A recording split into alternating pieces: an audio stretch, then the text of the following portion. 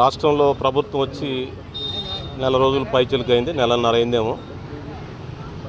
రాష్ట్రంలో కొన్ని చిన్న చిన్న సంఘటనలు జరుగుతూ ఉన్నాయి, కొన్ని చోట్ల దురదృష్టకర సంఘటనలు జరిగాయి.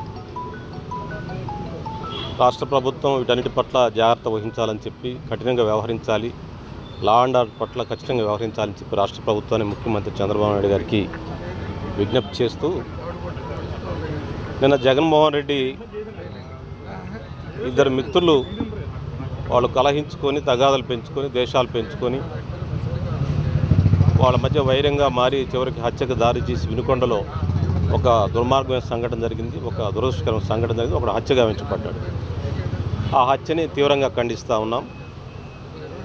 సమాజంలో ఘర్షణలకి చట్ట ప్రకారం తీర్చుకోవాలి, కానీ హత్యా రాజకీయాలు మంచిది కాదని విజ్ఞప్తి చేస్తాం. దానికి జగన్మోహన్ రెడ్డి గారు నిన్న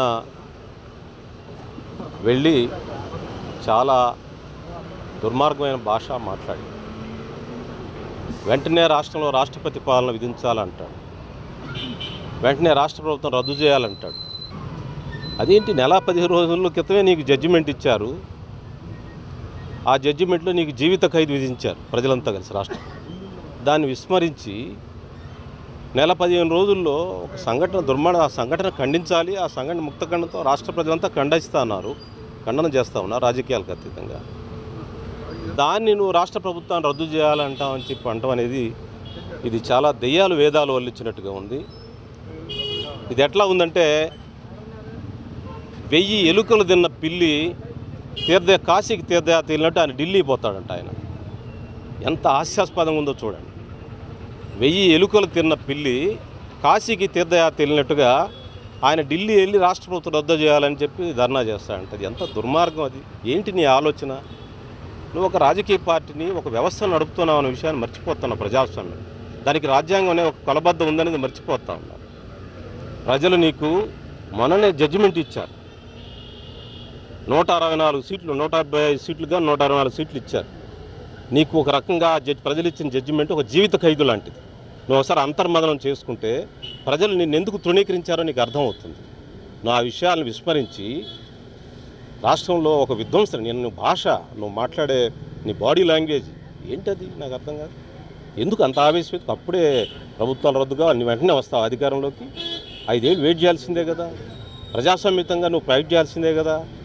అలాంటి మార్గాలు వెన్నుకోకుండా ఎందుకు విధ్వంసకరంగా రెచ్చగొడతావు ప్రజల్ని? అంటే ప్రభుత్వాలు పనిచేయకూడదు, ప్రజాస్వామ్యం ఎలక్ట్ అయిన ప్రభుత్వాలు పనిచేయొద్దా? డెలివరీ సిస్టమ్ మీద నమ్మకం లేదా? వ్యవస్థల మీద నమ్మకం లేదా నీకు? అంటే మీరు అదే ఆలోచనతో గత 5 సంవత్సరాలు పరిపాలించారా? నీలాగే అందరు పరిపాలిస్తారనుకుంటున్నావా? ఏ వ్యవస్థను పట్టించుకోవు. లా అండ్ ఆర్డర్ అంటే నీకు గౌరవం లేదు, చట్టం అంటే గౌరవం లేదు, రాజ్యాంగం అంటే నీకు గౌరవం లేదు, కోర్టుల మీద గౌరవం లేదు, వ్యవస్థల మీద గౌరవం లేదు. ఈరోజు నువ్వు వెంటనే రాష్ట్ర ప్రభుత్వం రద్దు చేయాలి, నేను ఢిల్లీ వెళ్తున్నాను, దానికి ధర్నా చేస్తానంటున్నావు. ఇది చాలా దెయ్యాలు వేదాలు వాళ్ళు ఇచ్చినట్టుగా ఉన్నాయి. మీరేం పరిపాలించారో, ఎలాంటి సంకేతాలు ఇచ్చారో ఒకసారి మీరు ఆత్మతో మీరు మాట్లాడుకుని, మీ భగవంతుడితో మాట్లాడతానంటుంటావు కదా ప్రతిసారి. నేను భగవంతుడిని, ప్రజలు నమ్ముతానంటున్నావు కదా. భగవంతుడు ప్రజలే కదా ఈ జడ్జిమెంట్ ఇచ్చింది నీకు, వేరే వాళ్ళు ఎవరు ఇచ్చారు నీకు? కాబట్టి ఇది ఎలా ఉందంటే, ఆయన ఢిల్లీ పోయి ధర్నా చేస్తాం అనేది 1000 ఎలుకలు తిన్న పిల్లి తీర్థయాత్రకు వెళ్ళినట్టుగా ఉంది.